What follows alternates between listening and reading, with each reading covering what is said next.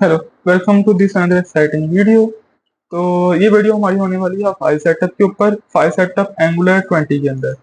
Basically video में 4-5 दिन इसलिए डिले हो गई थी क्योंकि पहली 2-3 रिकॉर्डिंग की पता चला मेरी स्क्रीन रिकॉर्ड नहीं हो रही। फिर मैं रिकॉर्डिंग की, पीछे आवाजें आना शुरू हो गई क्योंकि बारिश हो रही थी, पीछे मेंढक की आवाज आना शुरू हो गई है, बारिश की आवाज। फिर उसके बाद दोबारा रिकॉर्डिंग की तो मेरी वॉइस करेक्ट हो गई। बाद में पता चला मेरा माइक ही नहीं सही चल रहा था, बीच में शां शां की आवाजें आ रही थी। ठीक है, तो मैं फिर अपना माइक चेंज कर लिया। अब हम इसके अंदर फाइल सेटअप करने वाले हैं। तो हम फाइल सेटअप करने पहली बार मैं बताऊंगा कि एंगुलर के अंदर हम इसमें जो बेसिक टॉपिक डिस्कस करेंगे वो है कि वाई एंगुलर नॉट रिएक्ट। ठीक है, और why Angular is better than React for large scale systems. ठीक है, तो एंगुलर रिएक्ट से क्यों बेहतर है लार्ज स्केल सिस्टम्स के लिए? वो इसलिए क्योंकि रिएक्ट बेसिकली एक लाइब्रेरी है। ठीक है, एंगुलर जो है वो हमारे पास एक पूरा फ्रेमवर्क है जिसके अंदर हम चीजें बना सकते हैं और वो एक पूरा डिफाइंड स्ट्रक्चर है। ठीक है, अलबत्ता रिएक्ट में आपके पास फ्री हैंड होता है चीजें बनाने के लिए, एंगुलर में नहीं होता। बट एंगुलर बड़े डाटा को इजीली हैंडल कर लेता है। कि आप रिएक्ट कोई बड़ा सिस्टम निकाल लें वो शायद ही रिएक्ट के अंदर बना होगा, बट दोनों की अपनी अपनी कॉम्पिटेंस है। ठीक है, लोग प्रेफर करते हैं अपनी अपनी साइड से। ठीक है, बट मन के अंदर हमारी जो टेक्नोलॉजी या फिर कह सकते हैं डाइवर्सिटी है वो बहुत ज्यादा हो गई है, क्योंकि बहुत ज्यादा लोग मान के अंदर चले गए हैं। मीन के अंदर डाइवर्सिटी कम है क्योंकि मीन के अंदर लोग कम है और मीन के अच्छे जो डेवलपर्स हैं वो भी बहुत कम है, इसलिए मीन की अभी डिमांड है मार्केट के अंदर क्योंकि मीन के लोग कम मिलते हैं। ठीक है, तो हम पहले करने जा रहे हैं फाइल सेटअप। हम रिएक्ट क्यों नहीं यूज कर रहे? क्योंकि रिएक्ट आहिस्ता आहिस्ता थोड़ी सी हमारी गेम से बाहर होती जा रही, क्योंकि एंगुलर 20 के अंदर इन्होंने वेबसाइट डेवलपमेंट और बैक एंड डेवलपमेंट दोनों एक साथ दे दी। ठीक है, कि आप फ्रंट एंड के अंदर ही दोनों चीजें काम कर सकते हो। ठीक है, जो कि एक एज प्रोवाइड करता है एंगुलर को रिएक्ट के मुकाबले में। और रिएक्ट के अंदर इशू क्या हुआ कि रिएक्ट अब न्यू लेटेस्ट लाइब्रेरीज को यूज नहीं कर पा रही होती, तो उसके साथ हमें वाइट यूज करना पड़ता है, नेक्स्ट जेएस यूज करनी पड़ती है, या इस जैसे पार्टिकुलर और हमें जो बिल्ड प्लेटफॉर्म्स हैं वो यूज करने पड़ते हैं, लाइब्रेरीज यूज करनी पड़ती हैं। ठीक है, और बाकी राउटिंग और बाकी सारी चीजें होंगी, उसमें सेटअप करते करते आपको बहुत टाइम लग जाता है कि पहले राउटिंग आपने बनानी है, फिर फाइल स्ट्रक्चर बनाना है, उसके बाद उसकी फाइल जनरेट करनी है, सीएसएस एचटीएमएल में थोड़ा टाइम लग जाता है। ठीक है, बाकी अगर छोटे सिस्टम बनाने इसमें रिएक्ट को प्रेफर किया जाता है, बट अगर आपने लार्ज स्केल सिस्टम्स बनाने हैं ना तो उसके लिए प्रेफर किया जाता है कि आप मोस्टली एंगुलर यूज करें, क्योंकि एंगुलर लिंक्डइन भी एंगुलर पे बना हुआ है, फाइवर भी एंगुलर पे है, अपवर्क भी एंगुलर के ऊपर है, और कुछ और प्लेटफॉर्म भी एंगुलर के अंदर हैं। तो इस वजह से हम एंगुलर को ज्यादा प्रेफर करते हैं बाकी सिस्टम्स के मुकाबले में। और अब हम फाइल सेटअप करने जा रहे हैं कि हमारी फाइल्स के अंदर कौन कौन सी चीजें हैं, क्या क्या कॉन्सेप्ट्स काम आते हैं। और नेक्स्ट जेएस के मुकाबले में इसलिए चल रही है क्योंकि नेक्स्ट जेएस भी आपको फुल स्टैक एप्लीकेशन प्रोवाइड करता है फ्रंट एंड के जरिए बनाने पे। बट नेक्स्ट जेएस में क्या होता है, आपको उसका बैकएंड करने के लिए पूरा एक प्रोसीजर सीखना पड़ता है कि मैं नेक्स्ट जेएस में अगर मैंने रिस्पॉन्स वापसी भेजना है ना नेक्स्ट जेएस के अंदर, तो उसके अंदर मुझे नेक्स्ट रिस्पॉन्स, नेक्स्ट राउट्स और उसके अपने मेथड यूज करने पड़ते हैं, उसको पूरा सीखना पड़ता है। कि अगर कोई मीन स्टैक डेवलपर या मल्ट स्टैक डेवलपर है ना, उसको बैकएंड रिटर्निंग दोबारा से सीखनी पड़ती है बजाय ऐसे कि वो सेम मेथड्स को यूज कर सके। तो इसलिए भी ये थोड़ा डिफरेंस है, क्योंकि इसके अंदर आप नेटिव जो बैकएंड का कोड है वो इंसर्ट कर सकते हो बजाय इसके कि आप पूरा शुरू से सीखो चीजों को जाके। ठीक है, तो अब हम इसका सेटअप करेंगे। पहली चीज आपको क्या होनी चाहिए, आपके पास नोड इंस्टॉल होना चाहिए। नोड आप इंस्टॉल कर सकते हो, नोड इंस्टॉल लिख के नोड इंस्टॉल करोगे पहली वेबसाइट आ जाएगी आपके पास, आपने डाउनलोड नोड जेएस पे करना है क्लिक। इसमें वर्जन 22 डाउनलोड कर लें क्योंकि वो एलटीएस है।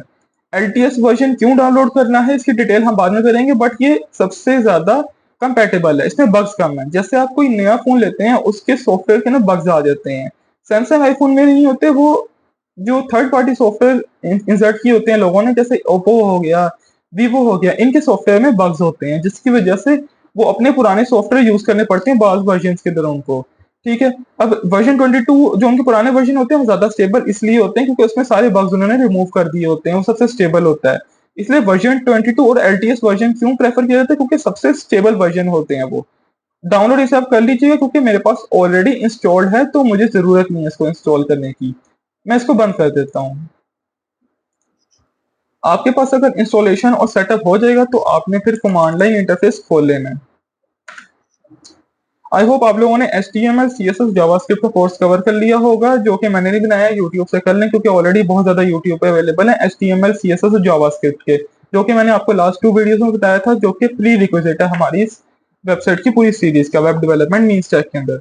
अगर आपकी नोड.जेएस इंस्टॉल हो गई है तो आपने कमांड प्रॉम्प्ट ओपन कर लेना है और उसके अंदर आपने कमांड लिखनी है नोड हाइफन हाइफन वर्जन। ये आप लिखेंगे आपको शो हो जाएगा वर्जन 22 इंस्टॉल्ड। ठीक है, वर्जन 22 इंस्टॉल्ड है। उसके बाद फिर आपने क्या करना है, आपने एक और कमांड लिखनी है, वो कमांड होगी हमारी एंगुलर इंस्टॉलेशन की। एंगुलर इंस्टॉलेशन के लिए हमने लिखना है npm install -g at angular /cli। ये कमांड आप लिखेंगे तो आपकी एंगुलर इंस्टॉलेशन स्टार्ट हो जाएगी। मेरे पास एंगुलर ऑलरेडी इंस्टॉल्ड है तो मेरे पास इसका कोई असर नहीं होगा।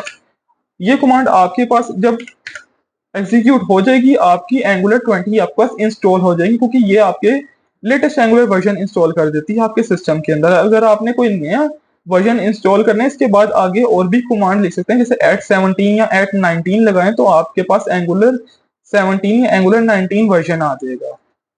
ठीक है, अब आप चेक कर सकते हैं आपके पास एंगुलर इंस्टॉल हो गई है या नहीं हुई। वो कमांड लिखेंगे आप ng हाइफन हाइफन वर्जन।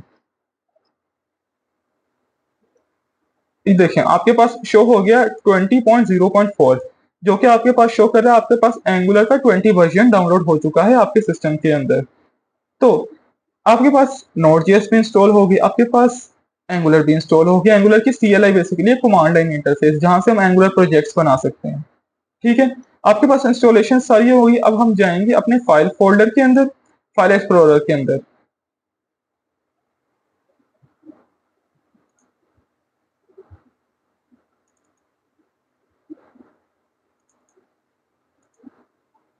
ठीक है, अब आपने वो फोल्डर खोल लेना जहां पे आपने अपने प्रोजेक्ट्स बनाने हैं। जैसे कि मैंने अपना फोल्डर खोल लिया है, मैं राइट क्लिक करूंगा, शो मोर ऑप्शंस में जाऊंगा, ओपन इन टर्मिनल कर लूंगा। आप टर्मिनल में ओपन कर सकते हैं मैनुअल कमांड के जरिए, बट हर विंडोज के अंदर ये ऑप्शन अवेलेबल है राइट क्लिक करके ओपन इन टर्मिनल का, तो आप टर्मिनल में ओपन कर सकते हैं इस पूरी चीज को। ठीक है, तो अब आपने यहाँ पे कमांड लिखनी है ng न्यू, आगे आपने अपने प्रोजेक्ट का नेम लिख देना। जैसे मैं कर रहा हूँ YT SaaS, यानी यूट्यूब का SaaS एप्लीकेशन जो मैं बना रहा हूँ। ठीक है, आपको लर्निंग के लिए। अब ng new YT hyphen SaaS में लिखूंगा और मैं एंटर दबाऊंगा। ये मेरा एंगुलर प्रोजेक्ट बनाना स्टार्ट कर देंगे और मेरे से पहली ऑप्शन ये पूछेंगे, do you want to create a zoneless application without जोन.js। अब आपके दिमाग में सवाल आ रहा होगा कि जोन.js होता क्या है। जोन.js बेसिकली क्या होता है, ये हमारे एंगुलर के पुराने वर्जन में एक मेथड यूज होता था, जिसमें क्या होता था कि हमने अगर कोई भी चीज चेंज की अपनी वेबसाइट के ऊपर, लाइक ये मेरी ये पूरी वेबसाइट है, इसमें मैंने ये शेयर के बटन के ऊपर यहाँ का नेम चेंज कर दिया, शेयर के बजाय मैंने कर दिया है कॉपी का बटन, या कॉपी लिख दिया मैंने। अब वो क्या करता है, जोन.js में क्या होता था, ये पूरी वेबसाइट दोबारा से रीलोड होती थी बिल्ड क्रिएट करके। ठीक है, और ये यूज करती थी हमारे क्रोम की एपीआई, क्रोम के मेथड, या कोई भी हम ब्राउजर यूज कर रहे हैं उसके अपनी एपीआई या मेथड यूज करते थे। बाज बात क्या होता था कि कोई एपीआई या कोई ब्राउजर कंपेटेबल नहीं कर रहा उसके साथ, जोन.js के साथ, उसमें उसे डेप्रिशिएट करना पड़ता था, कुछ चीजों को उसे छोड़ना पड़ता था, वेबसाइट पूरी तरीके से लोड ही नहीं होती थी। तो ये काफी इश्यूज आ जाते थे जोन.js के अंदर। इन्होंने इस चीज का क्या हल निकाला कि आप जोन.js को छोड़े, एंगुलर का अपना बिल्ड मेथड यूज कर लें जो उन्होंने निकाला जोनलेस, कि बगैर जोन के आप पूरी वेबसाइट अपडेट ना हो, सिर्फ जहां पे चेंज किया बस वो चीज अपडेट हो। कि शायद शेयर की बजाय मैंने कॉपी लिखा है तो बस ये वाला पार्टिकुलर हिस्सा अपडेट हो, जो कि रिएक्ट के अंदर फीचर ऑलरेडी था, बट उन्होंने नोड.js के अंदर, सॉरी एंगुलर के अंदर ये फीचर दे दिया। ठीक है, तो अब यहाँ पे हम कर लेंगे यस, क्योंकि हम लेटेस्ट फीचर यूज कर रहे हैं। उसके बाद अब टॉपिक आ जाता है CSS, SAS, SAS इंडेंटेड और लेस। इनके बारे में मैं आगे एक और डिटेल वीडियो बनाऊंगा, उसके अंदर आपको आइडिया हो जाएगा CSS, SAS, SAS इंडेंटेड और लेस क्या होता है। ठीक है, क्योंकि इसके बाद मैंने 2-3 वीडियोस बनानी है और। ठीक है, पहली वीडियो हमारी होगी इसके डिफरेंस के ऊपर, उसके बाद अगली वीडियो होगी हमारी टाइपस्क्रिप्ट के ऊपर, उससे अगली वीडियो होगी हमारी टेलविंड CSS के ऊपर। नेक्स्ट फिर हम स्टार्ट करेंगे एंगुलर की इन सब पे इम्प्लीमेंटेशन। तो CSS आपको मैंने जैसे कहा था प्री रिक्विजिट है, तो आपने पढ़ लिया होगा CSS। मैं एंटर दबा देता हूं। अब नेक्स्ट ऑप्शन हमारे पास आ गया है server side rendering and static side generation. Static side क्या होती है, वो साइड जिसके अंदर यूजर का मिनिमम इंटरेक्शन होता है। कि जैसे कह लें कि ये पूरी एक वेबसाइट है जिसके अंदर मैं अपनी कोई भी चीज बना रहा हूँ, ये मैंने चीज बनाई, ये मैंने एक सर्कल बना लिया, मैंने इन सबको जोड़ दिया, एक मैं इंटरेक्ट कर पा रहा हूँ अपने एप्लीकेशन के साथ, वेबसाइट के साथ। मैं जैसे चाहता हूँ वेबसाइट वैसे काम करती है, ठीक है। मेरी मर्जी के मुताबिक जब भी कोई वेबसाइट काम करेगी उसको मैं कहूंगा डायनामिक वेबसाइट। डायनामिक वेबसाइट या स्टैटिक वेबसाइट वो होती है जिसमें यूजर की मर्जी के मुताबिक काम नहीं होता, जो मेथड्स आपने लिखे होते हैं बस उस पे वो काम कर सकता है। जैसा कि मैं ये काम पे यहाँ पे कुछ भी कर रहा हूँ, ये मैं हिला रहा हूँ, कहीं भी लेकर जा रहा हूँ उसके मेथड्स को, तो मेरी मर्जी के मुताबिक वेबसाइट काम कर रही है, तो इसको मैं कह दूंगा डायनामिक। डायनामिक वो चीज होती है जो आपकी मर्जी से बदले, आपकी जरूरत के मुताबिक बदले, ठीक है। स्टैटिक वो चीज होती है जो आपकी जरूरत के मुताबिक ना बदले, जिसने वो चीज बनाई है उसके मुताबिक बदले। जैसा कि मैं यहाँ पे अगर कोई भी ई कॉमर्स स्टोर खोल लूँ, ठीक है, कोई भी ई कॉमर्स स्टोर सजेस्ट करें आपके, आपने उसके अंदर कोई प्रोडक्ट सिलेक्ट की, उसकी डिटेल पेज पे जाएंगे, डिटेल के अंदर आपने चेकआउट पे क्लिक किया, कार्ट पे ऐड कर दिया, फिर आप उसकी पेमेंट करेंगे और वो ऑर्डर हो जाएगी। इसके ना आपकी मर्जी से कोई काम नहीं हुआ, वो सारा काम वेबसाइट पे ऑलरेडी उन्होंने लॉजिक बनाई हुई थी कि आप बस ये काम कर सकते हैं, ठीक है। तो ऐसी वेबसाइट्स को हम कहते हैं स्टैटिक वेबसाइट्स, ठीक है। और जिसमें उसमें हमारी मर्जी से काम नहीं हो रहा, उसमें जो काम उन्होंने लिखा हुआ है उस तरीके से ही सब कुछ होना है, तो वो स्टैटिक है, मिनिमम यूजर इंटरेक्शन है, यूजर की मर्जी काम है। और लैंडिंग पेज भी इसी तरह काम करते हैं, लैंडिंग पेजेस पे भी जिस तरह के मेथड्स लिखे होते हैं उसी तरह से काम होता है, तो वो भी स्टैटिक वेबसाइट्स की फॉर्म में आता है। ये डायनामिक वेबसाइट्स के अंदर आता है हमारी वेब एप्लीकेशंस, क्योंकि उसमें जितना भी डाटा है वो यूजर की मर्जी के मुताबिक चेंज हो रहा होता है, ठीक है। डायनामिक वेबसाइट हमारे पास आ गई, हमारे पास स्टैटिक वेबसाइट की हमारे कॉन्सेप्ट पढ़ लिया, डायनामिक पढ़ लिया। अब हमारे पास आ जाता है सर्वर साइड रेंडरिंग और static side generation, sorry, server side rendering और क्लाइंट साइड रेंडरिंग। इसको आप एक आसान कॉन्सेप्ट से समझ सकते हैं। जैसा कि मैं आपको एक चीज बताऊं कि आपने अगर अपना फोन ऑर्डर करना है, सपोज करें आप आईफोन मंगवा रहे हैं चाइना से। अब दो तरीके हैं, या तो चाइना आपके उसके पार्ट्स आपको दे, ठीक है, और आपको वो डिलीवर कर दे, ठीक है, और आप उसके पार्ट्स जोड़ो और आपका आईफोन बन जाए। दूसरा मेथड ये कि चाइना आईफोन बनाए, उसके पार्ट्स जोड़े, सब कुछ बना बनू के आपको दे, बस आपने उसका डब्बा खोलना है और यूज करना स्टार्ट कर देना है। Static side, sorry, server side rendering और client side rendering same method से काम करती है। कि सपोज करें ये मेरा लैपटॉप है और ये मेरा सर्वर है, ठीक है। अब इसके दरमियान हमारा कनेक्शन होता है। सर्वर साइड रेंडरिंग में क्या होता है कि सर्वर के ऊपर सारी चीजें, जितनी वेबसाइट है सारी इकट्ठी होती है, पूरी बनती है, डिजाइन सब कुछ इकट्ठा हो जाता है, और एंड पे जो हमारी HTML CSS और जावास्क्रिप्ट फाइल्स होती हैं वो बस हमारे लैपटॉप पे भेज दी जाती हैं, जिससे हमारे लैपटॉप पे बर्डन कम पड़ता है, सारा बर्डन हमारे सर्वर पे होता है और वेबसाइट फौरन से पहले लोड हो जाती है, ठीक है। इसे सेम कॉन्सेप्ट पे लगा लें कि जैसे आईफोन मंगवाया और चाइना ने सारा आईफोन पैक किया, आपको डब्बा पैक भेज दिया, आपने बस उसको खोल के इस्तेमाल करना है। दूसरी चीज है client side rendering. Client side rendering में क्या है कि आपके पास जितने भी वेबसाइट की चीजें हैं, कंपोनेंट्स आ गए, छोटे कंपोनेंट्स आ गए, सेक्शंस आ गए, ठीक है, लॉजिक आ गई, स्टाइलिंग आ गई, वो सारी चीजों की अलग-अलग फाइल्स बनी होती हैं, सर्वर के ऊपर पड़ी होती हैं। सर्वर क्या करेगा, वो सारी फाइल्स उठाएगा और लैपटॉप पे भेज देगा। अब लैपटॉप पे जो आपने क्रोम का यूज किया हुआ है, कोई भी ब्राउजर यूज किया, वो ब्राउजर आपके लैपटॉप का CPU या फिर प्रोसेसर यूज करेगा, उन सब वेबसाइट्स को जोड़ेगा और आपको दिखा देगा, ठीक है। ये वैसे ही हो गया कि चाइना ने आपको पार्ट्स भेजे हैं, ठीक है, आपने उन पार्ट्स को जोड़ा, उनको डब्बे में पैक कर दिया और फिर खोल के आपने यूज करना स्टार्ट कर दिया, ठीक है। ये सेम दोनों मेथड्स इस तरह से इस्तेमाल हो रहे हैं कि आपके पास पार्ट्स आए तो वो क्लाइंट साइड रेंडरिंग है, आपको पूरा मोबाइल बन के आ जाए, पूरी वेबसाइट बनी बनाई आपके पास आ जाए, आपने बस खोल के इस्तेमाल करनी है, वो आपके पास सर्वर साइड रेंडरिंग हो गई है, ठीक है। अब हम बेनिफिट क्या है, सर्वर साइड रेंडरिंग के अंदर बेसिकली क्या होता है, आपकी लैपटॉप पे लोड कम पड़ता है, लैपटॉप पुराने हैं तो आपके पास बना बनाया सब कुछ आ जाता है, टाइम कम लगता है और सब कुछ लोड होके शो हो जाता है। जबकि क्लाइंट साइड रेंडरिंग के अंदर आपके लैपटॉप पे डिपेंडेंसी आ जाती है कि लैपटॉप अगर आपका हल्के वाला है या बहुत स्लो है, ठीक है, तो आपके लैपटॉप पे प्रॉपर इंप्लीमेंट नहीं हो पाती क्लाइंट साइड रेंडरिंग, क्योंकि उसमें टाइम बहुत ज्यादा लग जाता है। बड़ी वेबसाइट है तो थोड़ा टाइम ले लेगी, ठीक है। और इसमें यूजर एक्सपीरियंस का एक फर्क आ जाता है कि लाइक SEO हमारी सर्वर साइड रेंडरिंग पे ज्यादा बेटर होती है बजाय क्लाइंट साइड रेंडरिंग के, क्योंकि गूगल का जो क्रॉलर है, ठीक, क्रॉलर वो चीज है जो गूगल के पास आके हमारी वेबसाइट रैंक करती है। कि मैं यहाँ पे अगर कोई भी चीज सर्च करूं, लाइक नोड इंस्टॉल मैंने सर्च किया, पहली वेबसाइट मेरे पास Node.js की आई, फिर मेरे पास Node.js.org आई, फिर मेरे पास MDN वेब डॉक्स आ गई, ठीक है। अब ये रैंकिंग हो रही है कि नंबर 1 पे मेरी ये वेबसाइट है, नंबर 2 और नंबर 3 पे ये है। और नंबर 4 पे MDN वाली है। तो इसको कहते हैं हम SEO, सर्च इंजन ऑप्टिमाइजेशन, और ये करता है क्रॉलर। ठीक है, वो हमारे क्रॉलर एक रीडर है जो हमारी वेबसाइट को रीड करके रैंक करता है। ठीक है, वो आपकी index.html फाइल रीड करता है। अगर आपने क्लाइंट साइड रेंडरिंग इनेबल की है तो आपकी सारी वेबसाइट सर्वर पे इकट्ठी हो रही है। ठीक है, तो वो क्या करेगा, जब आपकी वेबसाइट लोड करेगा तो वो सर्वर पे इकट्ठी पड़ी होगी। जब उसने लोड की, सारी इकट्ठी होकर उसे शो होगी, क्योंकि सर्वर खुद एग्जीक्यूट कर रहा है। ठीक है, उसकी एसईओ ज्यादा बेटर हो जाएगी। क्लाइंट साइड रेंडरिंग में क्या होगा, आपको इंडेक्स एचटीएमएल में बस कंटेंट जो लिखा हुआ है वो शो होगा क्रॉलर को, और उस हिसाब से रैंकिंग हो जाएगी।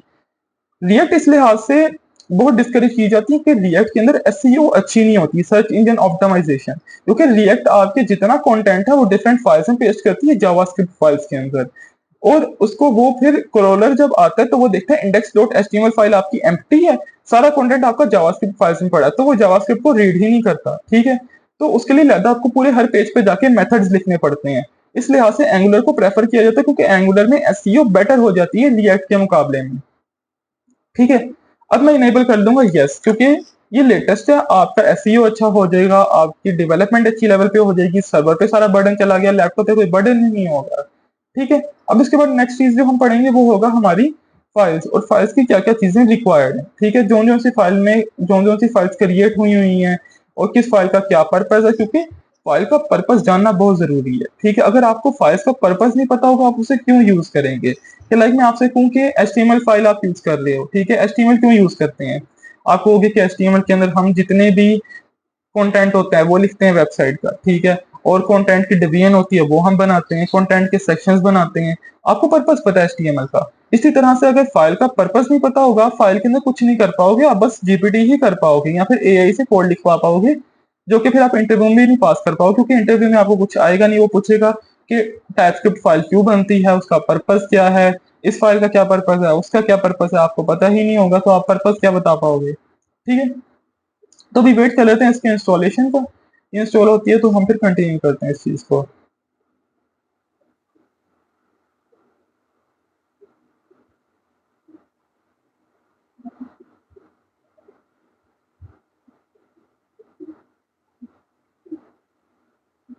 इसमें थोड़ा टाइम लग जाता है क्योंकि इसका पूरा एक सेटअप होता है। उसके अलावा एक और चीज, एंगुलर थोड़ी भारी है बाकी फ्रेमवर्क के मुकाबले में। वो क्यों, क्योंकि इसका जो बिल्ड साइज स्टार्टिंग से होता है वो होता है 500 केबी प्लस का। ठीक है, अब शायद ऑप्टिमाइज कर गया हो, जहां तक मैंने यूज किया इसका बिल्ड साइज मोर देन 500 केबी होता है इनिशियल जैसे ही आप प्रोजेक्ट बनाते हो। ठीक है, जबकि रिएक्ट या नेक्स्ट ईयर का जो प्रोजेक्ट होता है छोटा सा भी, उसकी बिल्ड साइज केबी के अंदर होता है 500 केबी, 200, 300 केबी, उसका बिल्ड साइज बन जाता है, जिसकी वजह से वो हल्की हो जाती है। ठीक है, और इसलिए वो छोटे प्लेटफॉर्म्स के लिए प्रेफर की जाती है, क्योंकि एंगुलर शुरू से ही भारी है। ठीक है, ये लार्ज डाटा सिस्टम्स को हैंडल करने के लिए बनी है, जिसकी वजह से इसे यूज ही लार्ज सिस्टम्स बनाने के लिए किया जाता है, जबकि रिएक्ट को छोटे सिस्टम्स बनाने के लिए या नेक्स्ट को छोटे लेवल के सिस्टम्स बनाने के लिए प्रेफर किया जाता है। इसी रीजन की वजह से, क्योंकि उसका बिल्ड साइज छोटा है और एंगुलर का बिल्ड साइज ज्यादा है। ठीक है, दूसरी तरफ एंगुलर लार्ज डाटा को अच्छा हैंडल कर सकता है, रिएक्ट और नेक्स्ट अच्छा हैंडल नहीं कर पाता, वो थोड़ा स्टक हो जाता है आपकी स्विचिंग के दरमियान, या आप जब यूज करेंगे ना उनकी वेबसाइट आपको थोड़ा डिफरेंस फील होगा उन चीजों के अंदर। तो अब हमारी ये वेबसाइट पूरी क्रिएट हो गई है, हम जाते हैं इसके अंदर और इसको खोल लेते हैं अपने विजुअल स्टूडियो कोड के अंदर। मैंने ओपन विद कोड कर दिया। ठीक है, ओपन विद कोड कर दिया मैंने। अब मेरे पास पूरा प्रोजेक्ट ओपन हो गया। ठीक है, मैं अपना माइक चेक कर लेता हूँ, माइक वर्क कर रहा है कि नहीं। माइक वर्किंग है। ठीक है, तो ये इसलिए काम करना जरूरी है क्योंकि पहले 4-5 दफा मैंने टोटल 8 अटेम्प्ट किए हैं, ये 9वीं अटेम्प्ट मेरी वीडियो बन रही है। तो 8 अटेम्प्ट में यहाँ माइक नहीं चल रहा, माइक करप्ट कर गया है, आवाजें पीछे से टेढ़ी मेढ़ी आ रही हैं, कैमरा रिकॉर्डिंग नहीं कर रहा, स्क्रीन रिकॉर्डिंग नहीं हो रही, ये सारे इश्यूज आ रहे थे। ठीक है, अब हमारे पास पहली फाइल्स हमने रीड करनी है, फोल्डर्स और ये फाइल्स सारी। ठीक है, पहले हम पढ़ेंगे कि फोल्डर्स क्या हैं।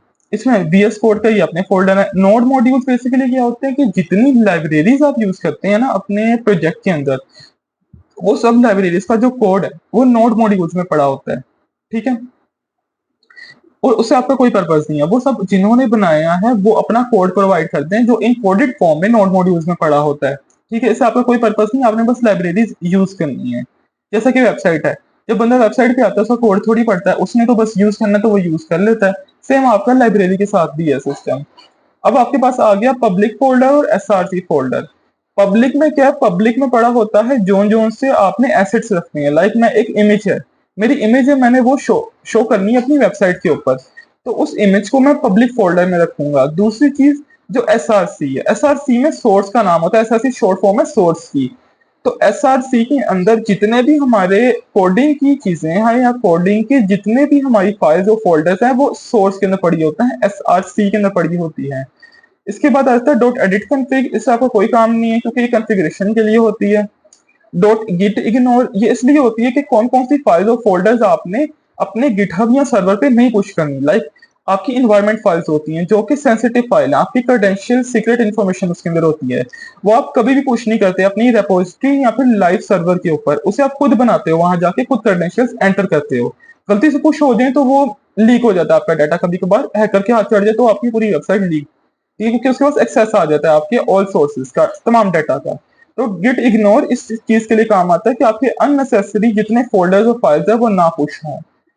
नोड मॉड्यूल पीसी में आता है क्योंकि नोड मॉड्यूल्स बहुत ज्यादा स्पेस रिक्वायर्ड करता है। आपकी अगर 500 के आपके 1.5 GB का अगर है ना कोई भी प्रोजेक्ट, उसके अंदर 1.4 GB सिर्फ इसी का होगा। कोई 30-40 MB की अगर आपकी ये पूरा प्रोजेक्ट है, उसमें से 1 से 1.5 GB के सिर्फ नोड मॉड्यूल्स होंगे। क्यों? क्योंकि इसमें सारा लाइब्रेरीज का डाटा पड़ा है, जो कि बाद में से जितना चाहिए होता है वो हम निकाल लेते हैं जब बिल्ड बनाते हैं या सर्वर पे डालते हैं। फिर आ जाता है एंगुलर जेसन। एंगुलर जेसन के अंदर एंगुलर का तमाम डाटा पड़ा होता है, सर्वर का, हमारी बिल्ड का, हमारी जितनी भी रिक्वायरमेंट्स या चीजें होती हैं एंगुलर के प्रोजेक्ट बनाने के लिए, उन सबका डाटा एंगुलर जेसन में पड़ा होता है। पैकेज और पैकेज लॉग जेसन के अंदर जो भी हमने लाइब्रेरीज इंस्टॉल की हैं उसका पूरा डाटा पड़ा होता है। जैसा कि मैंने यहाँ पे एंगुलर इंस्टॉल की, तो एंगुलर की जितनी लाइब्रेरीज हैं उन सबका डाटा पड़ा हुआ है इसके अंदर। एक्सप्रेस का डाटा पड़ा हुआ है, ठीक है, अगर आपने नोड को स्टडी किया, नोड जेएस को, तो आपको एक्सप्रेस का पता होगा, एक्सप्रेस भी इंस्टॉल है इसके अंदर लाइब्रेरीज के अंदर, ठीक है। और ये आपकी स्क्रिप्ट लिखी होती हैं कि कमांड लाइन में अगर आपने कोई भी प्रोजेक्ट रन करना है ना, ठीक है, उसे रन करके चेक करना है, तो उसके लिए जो भी स्क्रिप्ट या कोई कमांड आप बार बार लिख रहे होते हो उसे आप यहाँ पे लिख सकते हो, ठीक है, ताकि उसे रिपीटेडली यूज कर सको। रीड डॉट एमडी में आप अपनी रीड फाइल्स कर सकते हो, इंस्ट्रक्शंस के कोई और डेवलपर यूज कर रहा है उसके लिए क्या इंस्ट्रक्शंस होंगी। ये तीनों फाइल्स टीएस कॉन्फ़िग और टीएस कॉन्फ़िग जेसन और ऐप डॉट जेसन, ये किस लिए होती हैं कि आपकी टाइपस्क्रिप्ट डायरेक्ट आपके वेबसाइट पे या ब्राउजर पे नहीं चल सकती, वो बस आपकी रिस्ट्रिक्शन के लिए होती है, जावास्क्रिप्ट की एक्सटेंशन है, ठीक है। इसके बारे में जब टाइपस्क्रिप्ट का मैं पूरी वीडियो बनाऊंगा उसमें बताऊंगा कि टाइपस्क्रिप्ट कैसे डिफरेंट है। बस इतना समझ लें कि टाइपस्क्रिप्ट डायरेक्ट ब्राउजर में एग्जीक्यूट नहीं हो पाती, तो उसको एग्जीक्यूट होने के लिए इन फाइल्स की सपोर्ट चाहिए होती है जो कि जावास्क्रिप्ट में कन्वर्ट कर देती हैं टाइपस्क्रिप्ट को, और उसके रूल्स अप्लाई कर देती हैं टाइपस्क्रिप्ट वाले जावास्क्रिप्ट के ऊपर, ताकि उसे ब्राउजर पे चला सकें, ठीक है। अब आ जाते हैं सोर्स फोल्डर के अंदर।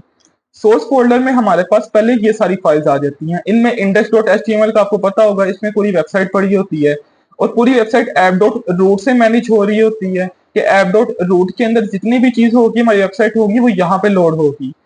मेन सर्वर और .ts और मेन .ts के अंदर हमारी जो प्लेटफॉर्म है उसकी रिपीटेडली सर्विसेज कॉन्फ़िगरेशन के फोल्डर्स पड़े होते हैं, ठीक है। उससे क्या फायदा होता है हमें कि लाइक अगर सर्वर के ऊपर मैं कोई सर्विस या कोई फोल्डर या कोई लाइब्रेरी बार बार रिपीटेडली यूज कर रहा हूँ, उसको मैं एक ही बार इंपोर्ट कर सकता हूँ और यहाँ पे सेव कर सकता हूँ या कॉन्फ़िगरेशन चेंज कर सकता हूँ, ठीक है। दूसरी चीज आ गई server dot TS. Server dot TS के अंदर हमारा बैकएंड का पूरा नेटिव कोड पड़ा होता है। मैंने जैसे आपको कहा था कि बैकएंड हम रन कर सकते हैं वेबसाइट के ऊपर, तो इसलिए बैकएंड का जो कोड जो स्टार्ट होता है, ठीक है, वो सर्वर डॉट टीएस में पड़ा होता है।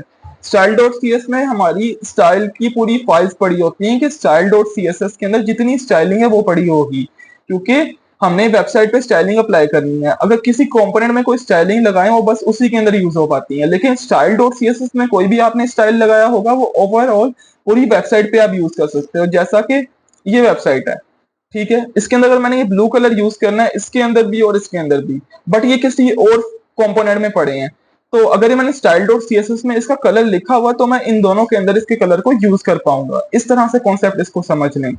फिर आ जाता है ऐप का फोल्डर। यहाँ से आपकी पूरी लॉजिक स्टार्ट होती है ऐप से, इसके बाद आप कंपोनेंट बनाना शुरू होते हैं, उसके बारे में हम बाद में स्टडी करेंगे।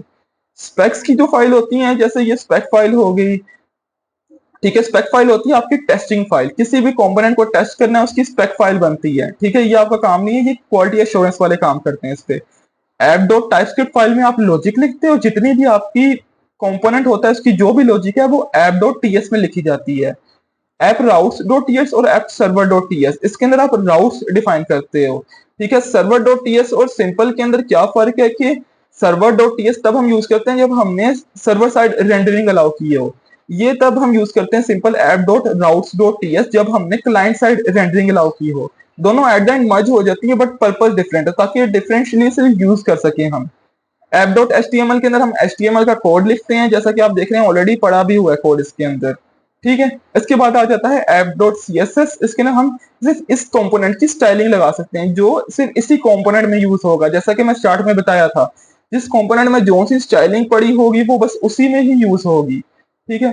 अब app dot config dot TS और सर्वर डॉट टीएस ये क्यों यूज होते हैं कि आपने जब भी कोई लाइब्रेरी यूज की है उसे आप जाहिर सी बात है यूज करने के लिए इंपोर्ट करते हो। उसके अंदर इंपोर्ट का मेथड, जैसे यहाँ पे मैंने राउट्स यूज किए तो मैंने इंपोर्ट किया इसको, ठीक है, कि उठा के उस वाली लाइब्रेरी को मेरे इस कंपोनेंट में ले आओ। इंपोर्ट का मतलब ये होता है कि इस वाले लाइब्रेरी या इस वाले मेथड को जहां भी पड़ा हुआ है उठा के मेरे वाले कंपोनेंट में ले आओ। तो यूज करने के लिए क्या करते हैं, हम इसमें इंपोर्ट कर लेते हैं उन चीजों को और वो ऑटोमेटिकली मेरे पूरे कंपोनेंट में यूज हो रही होती हैं। सिंपल इसका बस यही पर्पज है। आई होप सारी वीडियो आपने देख ली होगी, आपको फाइल स्ट्रक्चर पूरा समझ आ गया होगा कि फाइल स्ट्रक्चर क्या होता है, हर एक फाइल का क्या क्या पर्पस है। आप इस मेरे चैनल को सब्सक्राइब कर सकते हैं फर्दर वीडियोस के लिए। इनकेस बैक साउंड आपके आ रहे हो तो मुझे इस चीज कमेंट सेक्शन में बता दीजिएगा कि साउंड क्वालिटी कैसी है, ताकि उससे मैं इंप्रूव कर सकूं। तो आपके वीडियो देखने का शुक्रिया, सब्सक्राइब कर दीजिएगा और मेरे लिंक्डइन और इंस्टाग्राम पे फॉलो कर लें, वहां पे मैं अपडेट्स देता हूँ, लाइक वीडियो में अगर कोई डिले आ जाए या कोई चीज खराब हो जाए उस चीज के मुतालिक। तो थैंक्स फॉर वॉचिंग।